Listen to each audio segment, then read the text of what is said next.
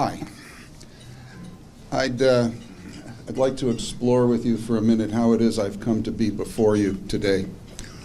9 years ago, I was asked by AAPG to put together an ethics talk for them and to serve as their ethics lecturer for 2 years. And I did that, and this was the title of that talk. And I think many of you here have probably heard me give it, or heard me at the time give it. And the last 10 minutes of that presentation focused on the question of, well, if you don't want ever to spill another drop of oil anywhere, from a pipe or a well or a barge or a ship or anything else, what are your energy alternatives? And what are their environmental footprints? And I was asked by several of the other affiliated societies to please expand on that. And so I did, and I built this talk, Climate Change, Facts and Fictions, and gave it a number of times around the country. And as I was putting it together and as I was giving it, I began to query, well, how is it that we have come to this declension in argument, this horribly divisive place in our public discourse? And I started trying to understand that, and as I was looking at that question, the GCAGS asked me to do a third ethics talk. And I told them that's what I would work on. And so that's the talk that you're going to hear today. This was first given in Corpus at the GCAGS meeting in September of 2016. And I've updated it for you here today. So that's where we're going. That's the thread of 9 years of analysis that when I leave this podium, I would like you all to pick up the baton for and carry on. So what are we going to talk about today? We're going to talk about what is geology and what are our responsibilities as professional geologists, which are two pretty straightforward questions, you would think.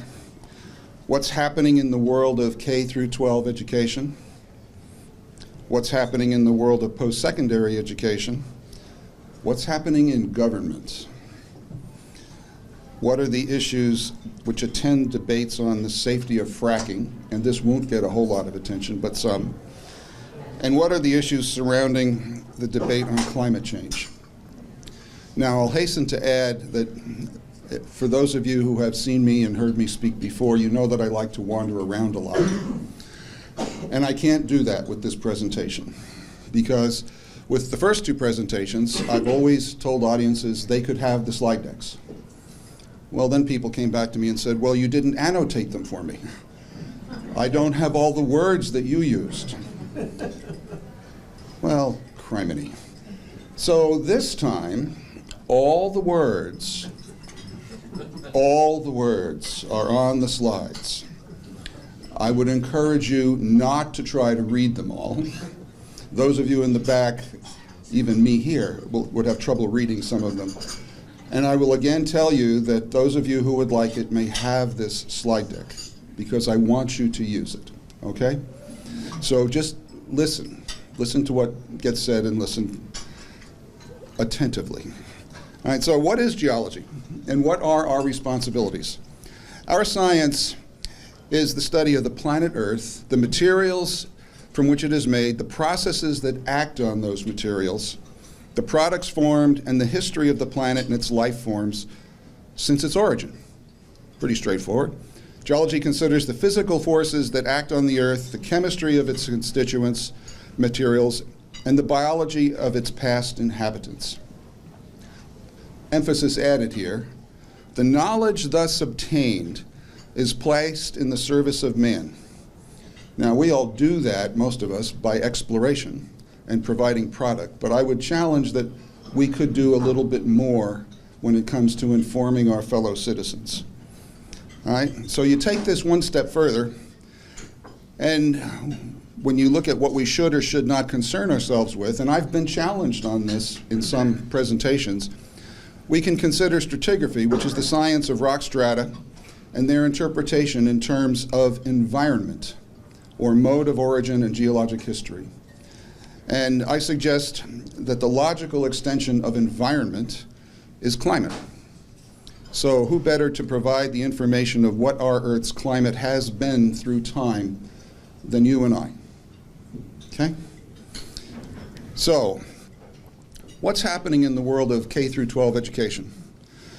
The Elementary and Secondary Education Act was passed by Lyndon Johnson as part of his Great Society back in 1965.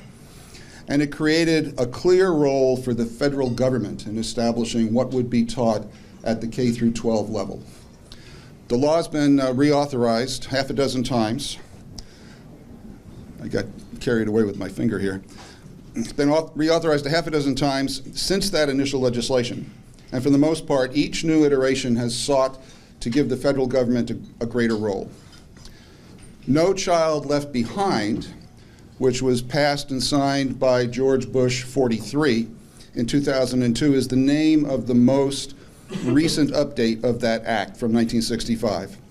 And No Child Left Behind, which grew out of concern that the American education system was no longer internationally competitive, significantly increased the federal role in holding schools responsible for the academic progress of all students. Now, layered on top of that are two other initiatives. The first is Common Core, and the Common Core State Standards Initiative is an educational initiative in the states that details what K through 12 students should know in English language arts and mathematics at the end of each grade. Okay, you've heard the expression teach to the test. This is what that's all about. The Next Generation Science Standards are similarly used in a multi-state effort to create new educational standards that are, in their words, rich in content and practice and arranged in a coherent manner across disciplines and grades to provide all students an internationally benchmarked science education. That's great, right? Just one problem with that. The standards lack any teaching of the physics of heat, the relationship between radiant heat and energy. There is no appreciation of the role the sun plays in affecting climate, or of the relative impact of human contributions. Note, relative impact. And in practice, therefore, the national standards are simply propaganda fitting the party line of the global climate change alarmists. They're inadequate. West Virginia Board of Education recently took a lot of heat for suggesting that changes in the Next Gen standards that they had unwisely adopted in 2015. The standards assume human-caused global warming is a persistent feature of Earth's climate. But the Board of Education voted in December, now this would have been 2015, for a more nuanced approach, and rather than assuming anthropogenic global warming, the standards that the standards insist on, they want to encourage debate, which is appropriate. The standards were approved by the Kentucky Board of Education and have been approved by many other states, and it largely revolutionizes what's seen in the classroom. And like Common Core, it recommends that educators identify global warming as a core concept and stress the relationship between global warming and human activity. The Kentucky legislature, however, decided to withdraw from both the Next Generation Standards and Common Core, and their concern is that the Common Core and Next Gen Standards effectively remove state and local control of educational standards and surrender them to a private third party, in their words, deeply vested in federal visions of what good citizens should learn and think. Oregon adopted the Next Generation Standards, and there they said that the students will use a model to describe how variations in the flow of energy into and out of Earth's systems result in changes in climate. Okay. Clarification statement from them. Examples of the causes of climate change differ by time scale. which all of us as geoscientists should relate to. Over 1 to 10 years, we might look at large volcanic eruptions or ocean circulation. 10 years to hundreds of years, changes in human activity, ocean circulation, solar output. That all climate change is due to human activity is implicitly denied, as it should be. Well, in an outrageous fit of activism, the Portland School Board has banned the teaching of climate science. The exact wording of the order from the board is as follows. PPS will abandon the use of any adopted text material that is found to express doubt about the severity of the climate crisis or its root in human activities. Unfortunately, what must now be taught is not what the state insists is being taught, and so the climate standards that the students will be tested on are different than what they're learning in the classroom. Here's one of the ones I said you'd have no way to read. And these are not my computer lenses. Several states have introduced bills recently, now this is this year and last year, that interfere with the teaching of scientifically founded theories on climate change in public schools and science curricula. South Dakota, Virginia, Maine, and most recently, a couple of weeks ago, Connecticut, have all gone through the effort to introduce legislation to control what's being offered in their classrooms. Science education groups are concerned that these bills, if enacted, would limit instruction on anthropogenic climate change, which is the key tenet of state and federal Democratic Party platforms. In the case of Maine, the bill would require teachers to discuss climate change as a disputed theory and present disproven theories for the global rise in temperature as valid. So we're going to have theories proven wrong that we're going to insist that they teach. A frightening view of secondary education. So, what's happening in post-secondary education? Two professors at the University of Northern Colorado were investigated after students complained that they had been forced to hear opposing viewpoints. I think you've probably heard some of this in the press over the last year or two. Never mind that neither professor wasn't even expressing his own opinion. The students just wanted the discussion shut down, and the school obliged. 3 professors co-teaching an online course called Medical Humanities in the Digital Age at the University of Colorado Springs recently told their students via email that man-made climate change is not open for debate, and those who think otherwise have no place in this course. I quote from their email, "The point of departure for this course is based on the scientific premise that human-induced climate change is valid and occurring. We will not at any time debate the science of climate change, nor will the other side of the climate change debate be taught or discussed in this course," states their email.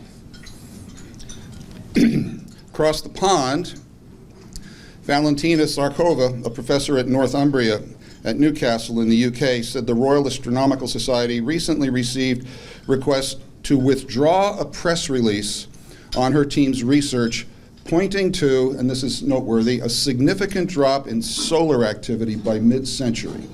Solar activity will be a recurring point as we continue our visit together here today. Some of them, she said, were welcoming and discussing, but some of them were quite pushy. They were trying to actually silence us. Some of them contacted the Royal Astronomical Society, demanding behind our back that they withdraw our press release. Withdraw a press release. Now, you may not have noticed, but our sun has gone as blank as a cue ball, as in it's lost its spots. And according to scientists, the all-knowing scientists, this unsettling phenomenon is a sign we are heading for a mini ice age. So when you've read about social history over the last 1,000 years, you hear discussions that refer to the Maunder Minimum or the Dalton Minimum. The Maunder Minimum occurred during the Little Ice Age, and that minimum, use of that word, doesn't refer to temperature. It refers to the number of sunspots. So, NASA's TIMED, I have no idea how they pronounce it, satellite, show that the thermosphere, the uppermost layer of air around our planet, is cooling and shrinking, literally decreasing the radius of the atmosphere. And to help track those developments, Martin M. at NASA's Langley Research Center and his colleagues introduced the Thermosphere Climate Index, which tells how much heat nitric oxide molecules are dumping into space. During solar maxima, the TCI is high or hot. During solar minima, it's low, meaning cold. And to quote them, they say, right now, it's very low indeed, 10 times smaller than we see during more active phases of the solar cycle. And if current trends continue, it could soon set a space-age record for cold. We're not quite there yet, but it could happen in a matter of months. This is from September of 2018. The ClimateGate emails that were leaked in 2009 revealed intimidation against academics and journal editors who voiced doubts about the forthcoming Armageddon. Quotes, Kevin and I will keep them out somehow, even if we have to redefine what the term peer review literature means. If you think that Sayers is in the greenhouse skeptics camp, then if we can find some documentation, we would go through official AGU channels and get him ousted. Don't pass it along, hide the decline, can't account for the lack of warming, leave it to you to delete as appropriate. I will be hiding behind them and delete any emails you may have had. Dr. Judith Curry at the National Press Club a couple of years ago, when she was still at Georgia Tech, said, if I were a non-tenured scientist, I would fear for my job. But I am a senior scientist with retirement in sight, so I can afford to do what I want and say what I think. Dr. Curry has since retired, and she continues to be outspoken. And to this point about fearing for jobs, I can tell you that at least one faculty member at one institution that I gave the climate talk at, when I talked to him about his responsibilities, he looked at me and he said, is it worth your job to do that? Geologists at the University of Cincinnati, here's something on fracking. Just wrapped up a 3-year investigation of hydraulic fracking and its impact on local water supplies. The result? There's no evidence that fracking contaminates drinking water. The researchers hope to keep these findings secret. Well, now why would a top 100 geology department want to do that? Well, as the lead researcher explained, our funders, the groups that had given us funding in the past, were a little disappointed in the results. They feel that fracking is scary, and so they were hoping our data would point to a reason to ban it. A review of available research bears out those claims. Consider the Groundwater Protection Council's studies of gas exploration in Ohio from '83 to 2007 and in Texas from '93 to 2008. And according to that report, those reports, neither officials in Texas nor those in Ohio identified a single groundwater contamination incident at any of these horizontal shale wells during those periods. Since 1947, over 1 million wells have been fractured for stimulation in this country, and only one case of demonstrated induced seismicity from hydraulic fracturing for shale gas has been documented, and that was in Blackpool, England. NASA and the EPA don't always read from the same page.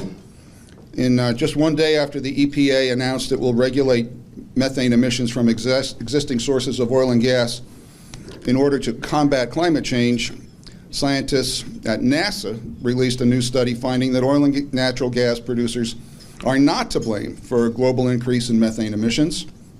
In fact, according to those researchers, the increased emissions are instead coming from wetlands and agriculture. But we get blamed.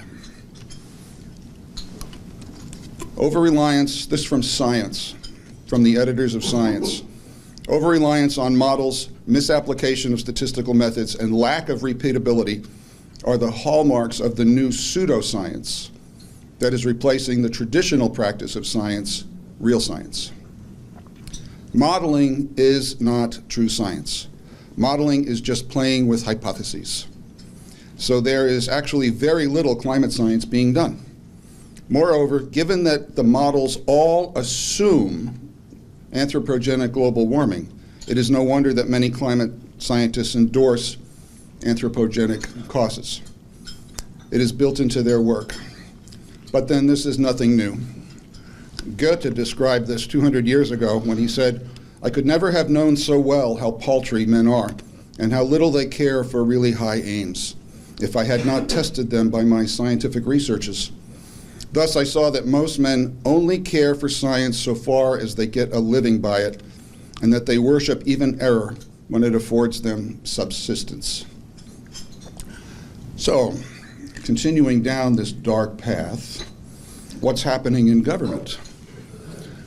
In 2016, and I'll update you on the outcome of this in a moment, California State Bill 1161 makes questioning climate change a suable criminal offense. So I could be arrested under that law for giving this talk.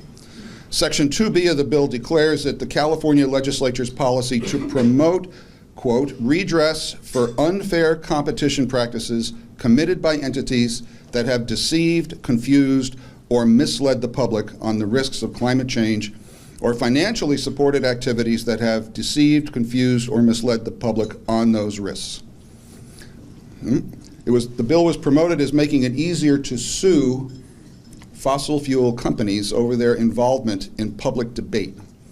The bill would lift the 4-year statute of limitations on the state's already extremely liberal unfair competition law, otherwise known as S-17-200, and retrospectively so that as to revive decades worth of time-lapsed claims with respect to scientific evidence regarding the existence, extent, or current or future impacts of anthropogenic-induced climate change.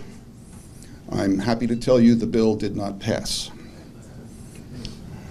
Top law enforcement officers in 16 states, nevertheless, at that time, have formed a coalition to investigate and prosecute companies that don't agree with them on climate change. In other words, those not practicing orthodoxy will be punished.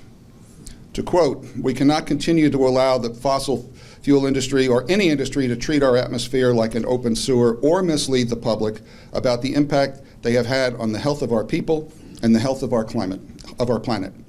That's an Al Gore quote at a news conference held in Manhattan, and standing next to him was New York Attorney General Eric Schneiderman, who promised that the group of state attorneys general would hunt down the global warming heretics and punish them. This was written up and described in a number of places, most notably here, the Investor's Business Daily, and in the Wall Street Journal, where they extended it to looking not just at the companies, but at the think tanks that were also issuing public opinions. All right. In news that you would think would shock and anger Americans, U.S. Attorney General Loretta Lynch told the Senate Judiciary Committee, again, 3 years ago, that not only has she discussed internally the possibility of pursuing civil actions against so-called climate deniers, but she has referred to the FBI to consider whether or not it meets the criteria for which we could take action. Hadn't heard that, had you?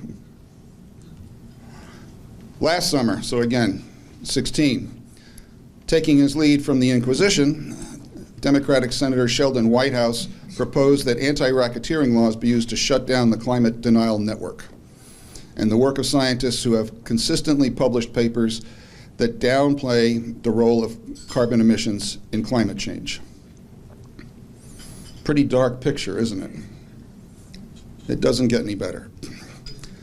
Interior Secretary Sally Jewell in 2014, "I hope there are no climate change deniers in the Department of the Interior."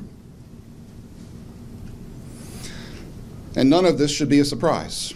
In 2007 and 2008, candidate Obama declared his intention to destroy fossil fuel energy in America and around the world, calling for emissions targets that would make it illegal to use more than 20% of today's levels. At the dawn of the 21st century, this is quoting, the country that faced down the tyranny of fascism and communism is now called to challenge the tyranny of oil. For the sake of our security, our economy, our jobs, and our planet, the age of oil must end in our time. That's from 2007. You'll see most of the places I have quotes here, I've given you the citation underneath them. So again, it continues to be dark, doesn't it? It continues to get worse. In November of 2015, massive manipulation and falsification of the surface temperature record by NASA and NOAA were exposed in a detailed analysis by German scientist Friedrich Karl Ewert, titled NASA GIS Temperature Records Altered, Why? In January of 2016, some 300 scientists signed a letter to Congressman Smith supporting his investigation into NOAA. So what had he found? I'll show you two examples. Here's one. The upper version in red is the 2001 version of the data for global temperatures. In gold underneath is the 2016 version. And what you can see has happened is that all of the older data have just been made artificially colder. Now, the data that they started with in 2001 are already altered data, because you'll notice that the high temperatures of the Dust Bowl in the 1930s have already been eliminated. Here's an example from just up the road where our favorite creamery is in Brenham. The chart at the bottom is the 2008 version of NASA's data. The chart at the top is the 2012 data. Same database. They've simply erased recent and past outliers and lowered the gross temperatures by 2 degrees. We have a federal law, the Federal Records Act, that dates as far back as 1946, that makes this a felony. Senator Inhofe has also called for investigation of the scientific improprieties that were revealed in the Climate Record Unit emails. To quote him, "The notion that these scientists tried to declare the science settled for personal reasons is disgraceful. They were purposefully misrepresenting the facts. They tried to make America believe, and it worked for a time. I think it's still working. We've had warming, then cooling, then warming, then cooling. I'm delighted that people are discovering that the science has been cooked for a long period of time. And there are tremendous economic ramifications to what these guys are trying to do. The IPCC for years has been costing the government so much money, and now wasted time in trying to pass faulty legislation based on bad data." At about the same time, make sure I get this one right, you may recall that the people in the state of California decided to sue all the oil companies. This was last year and the year before. There was going to be a hearing on March 21st of 2018, for which 3 gentlemen, Richard Lindzen, Steve Koonin, and William Happer. Happer is a physicist at Princeton. Koonin is a past science advisor to the president, former chancellor at Caltech. He's now at NYU. And Richard Lindzen, who spent his career as an atmospheric physicist at MIT. They offered to respond to the judge's request, Judge Alsup in federal court, for a tutorial on climate change. He said that's what he wanted. So they put one together on their own as scientists without pay, because that's an ethical responsibility. That's a hint. All right? And what did they say in their tutorial? Here's their conclusion. Our overview of climate science is framed through 4 statements. 1, the climate is always changing. Changes like those of the past half century are common in the geologic record and driven by powerful natural phenomena. Number 2, human influence on the climate are small, 1% perturbation of the natural energy flows. 1%. Number 3, it is not possible to tell how much of the modest recent warming can be ascribed to human influence. And number 4, there have been no detrimental changes observed in the most salient climate variables, and today's projections of future changes are highly uncertain. So, no, there are not more storms. No, there are not more tornadoes. No, there are not more floods. No, there are not more droughts. None of those things can be demonstrated. And they tell at the bottom of this slide where their data come from, which is a US government report and from the IPCC. Not to be outdone, the next month, Mr. Markey, Ms. Harris, Mrs. Shaheen, Mrs. Feinstein, Mrs. Murray, Mr. Van Hollen, and Mr. Sanders introduced the following bill into the Senate and House: to authorize the National Oceanic and Atmospheric Administration to establish a climate change education program and for other purposes. This has subsequently been reintroduced this year. All right. Be it enacted by the Senate and House of Representatives of the United States of America in Congress assembled, yada, yada, yada. Findings. Number 6. Congress makes the following findings. 7. The evidence for human-induced climate change is overwhelming and undeniable. We're going to legislate the answer. Continues to get pretty dark, doesn't it? So what's driving these passions? Why would people do this? What's driving them is this. This is a graph of global population for the last 12,000 years. I was in elementary school when it was 3.5.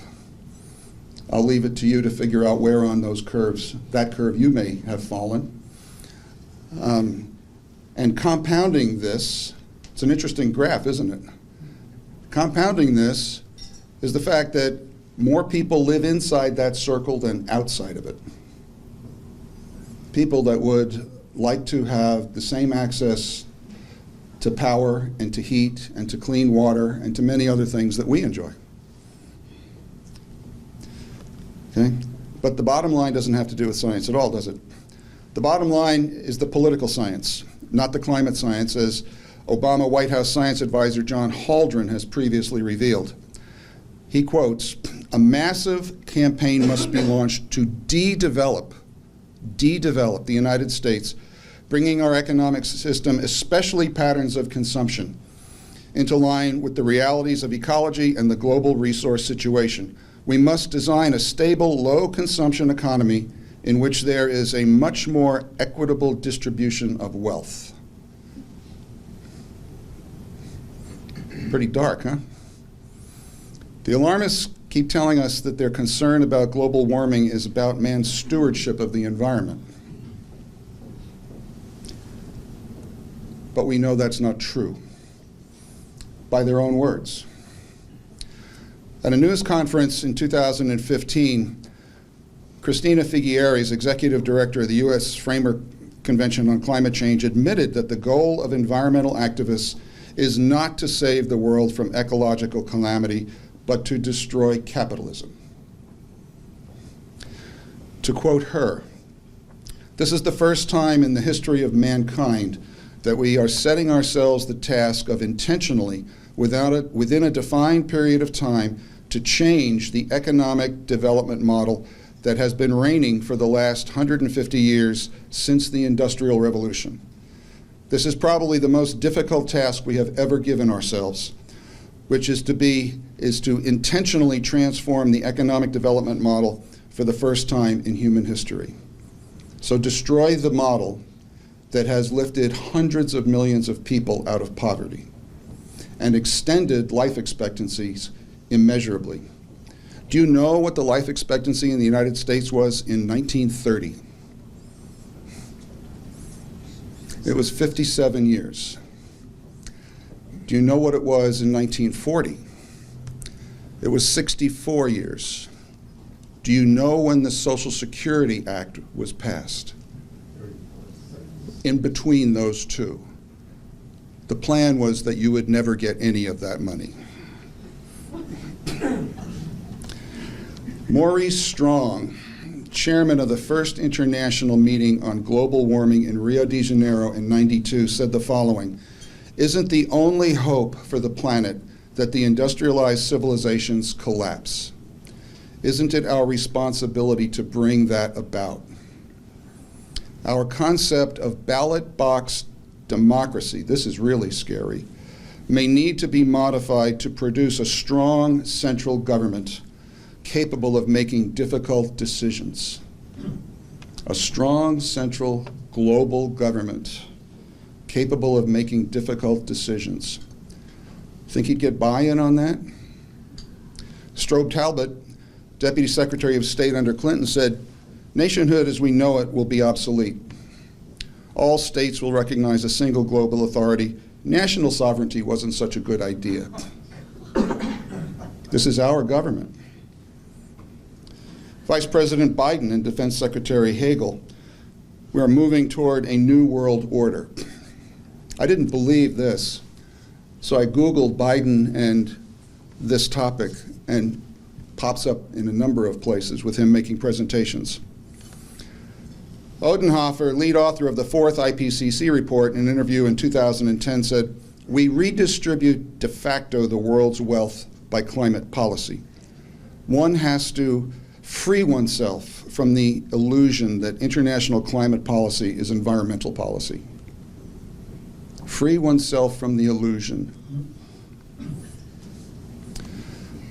Richard Benedict, then Deputy Secretary of State, head of policy in the State Department, said, "A global warming treaty must be implemented, even if there is no scientific evidence to back the enhanced greenhouse effect." This was in 2006 and 7. That was Bush 43's administration. Fortunately, there are people still crying in the dark. Representative Rohrabacher from California yet. "Global warming is a fraud being used as a tool to create a global government." And as Twain said, "It's what gets us in trouble is not what we don't know, it's what we know for sure that just ain't so." Jacques Cousteau took this one step further. Starts to sound like the governor of Virginia here in a moment. "The damage people cause the planet is a function of demographics. It is equal to the degree of development. The single country, America, burdens the earth much more than 20 Bangladeshs. This is a terrible thing to say. In order to stabilize world population, we must eliminate 350,000 people per day. It is a horrible thing to say, but it's just as bad not to say it." And then from one of our federal researchers in the National Park Service, "Human happiness and certainly human fecundity are not as important as a wild and healthy planet. Some claim that people are part of nature, but it isn't true. We became a cancer. We have become a plague upon ourselves and upon the earth, and it is cosmically unlikely that the developed world will choose to end its orgy of fossil fuel consumption, and the third world its suicidal consumption of landscape. Until such time as Homo sapiens should decide to rejoin nature, some of us can only hope for the right virus to come along." And I would wonder what he was using his research money for. Okay? But there are other ways to achieve those ends. To cut the world population, to bring a pristine planet about, simply eliminate the world's access to inexpensive energy. Declare war on fossil fuels and eliminate them. Problem solved. Capitalism destroyed in the developed world, and wealth transferred to the third world where fossil fuel use is not curtailed. Think about that. So, enter the EPA and its activities. Control CO2 pollution via the Clean Air Act. Control commercial aircraft emissions. Cause 244 coal plants to close. Push all major coal producers to bankruptcy, and declare that all residential energy must be renewable by 2030, requiring 500 million solar panels at a cost of $1 trillion. Sound like anything you've been hearing lately? This is not a new slide. All right. Patrick Moore, in Confessions of a Greenpeace Dropout, made the following statement. He says, "There is no definitive scientific proof through real-world observations that CO2 is responsible for warming the globe." And in fact, some people would argue that we are CO2 starved right now and that plants would do much better with higher CO2. It doesn't matter how beautiful your theory is. It doesn't matter how smart you are. It doesn't agree with experiment. It's wrong, according to Feynman.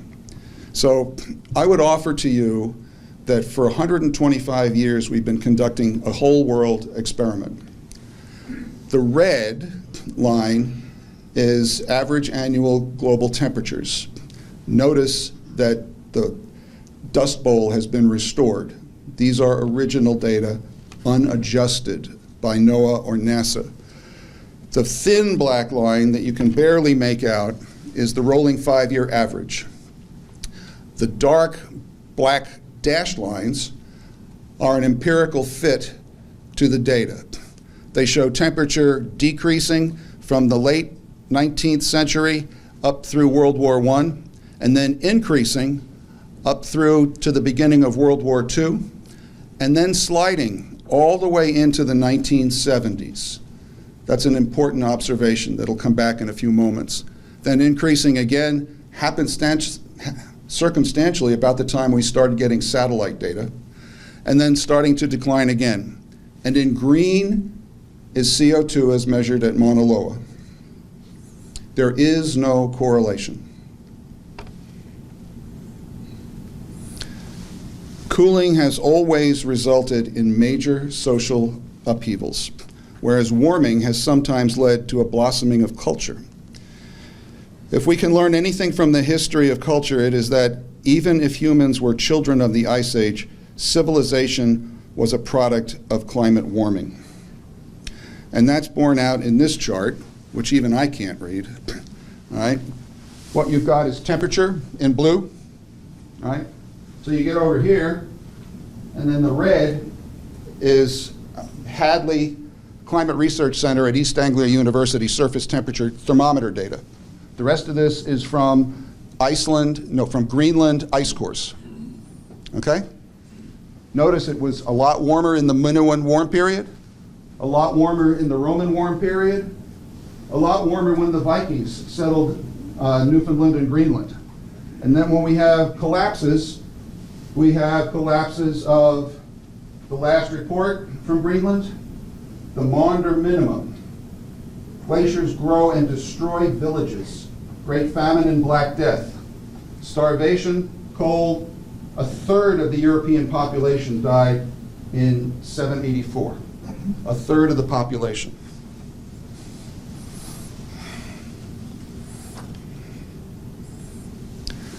The future is hard to foresee. Serious scientists should refrain from slipping into the role of Nostradamus. Computer simulations cannot be better than the premises that guide the input of the data. They show what is expected to happen, not the actual future. The history of the sciences is also a history of false theories and wrong predictions. So I'm going to show you a couple of charts that I have actually had scientists in the audience say, "We didn't say that." You ready for this? So here's a headline in the New York Times from 1978, where an international team of specialists has concluded that because of 8 indices of climate, that there is no end in sight to the cooling trend of the last 30 years. Remember that cooling trend that I showed you a moment ago? At least in the Northern Hemisphere. Cooling world. Last April, in the most devastating outbreak of tornadoes ever recorded, 148 twisters killed 300 people and caused $500 million worth of damage. And this is being ascribed to a cooling of the climate. A cooling of the climate. And this was underwritten by Columbia University, the National Academy of Sciences, and the National Oceanic and Atmospheric Administration. Oh, but we didn't say that. This was in Newsweek in 1975. And here's one more. The world is getting cooler, from the Des Moines Register, a century of global climate changes. And here's the slide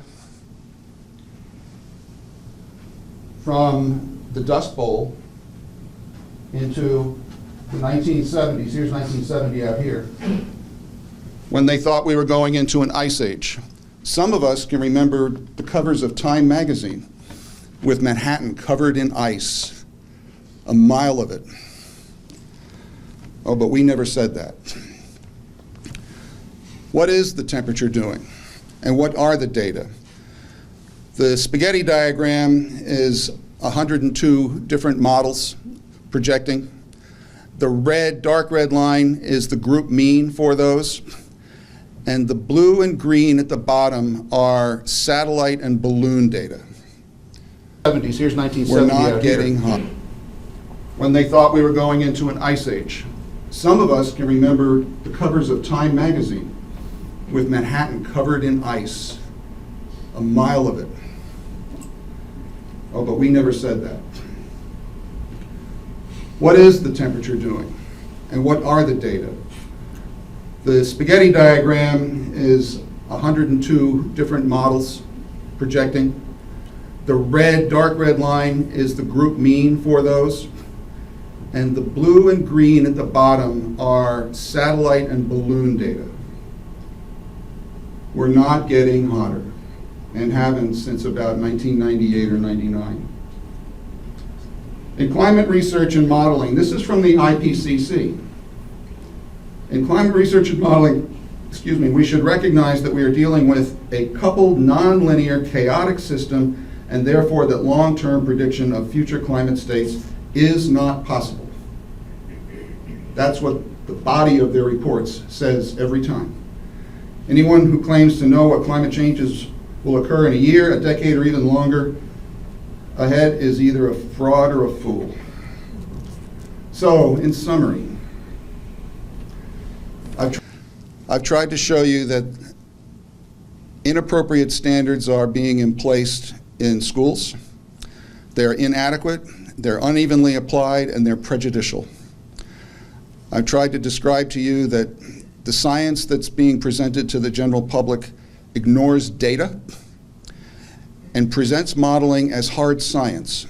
And to that point, I'll let you know that last autumn, the IPCC had its most recent meeting in Korea, and they agreed on a new definition for how they would represent climate. And it's the last 15 years of historical data and the next 15 years of modeled data. Science today is ignoring data and presenting, as I just described to you, modeling as hard science. We're seeing suppression of alternatives. We're seeing self-censorship as a result, and misrepresentation of data and alteration of data that, as I've described to you, is a felony in this country. So, corrupt science, here's your charge. You ready? Corrupt science that supports these travesties has many complicit agents. It is perpetuated by sponsors who fail to provide competent oversight, by ideologically, politically, and financially driven authorities who twist and exploit conclusions, and by lockstep, headline-hungry media organizations that emphasize sensationalism over substance. And we can't forget those among us who, through complacency and denial, in the face of obvious deception, willfully forfeit demands for accountability. When we abrogate that responsibility, perhaps we become culpable too. And I'd like all of you to not be culpable in the future. So, I want you to take data like these, to take the previous materials that I've provided that are available to you, and use them, if nothing else, as embarkation points in your own exploration of what's going on, or to educate those around you. Climate change is the biggest scam in the history of the world. It is a 1.5 trillion a year conspiracy against the taxpayer, every cent, penny, and centime of which ends in the pockets of the wrong kind of people, none of which goes toward a cause remotely worth funding, all of it a complete and utter waste. That's the end of the content. The back of this slide deck has a whole series of references that I would refer you to. These are all books and a whole series of video clip references as well, if you're more inclined to take your data in that way. So thank you for your time and your attention, and go forth and talk.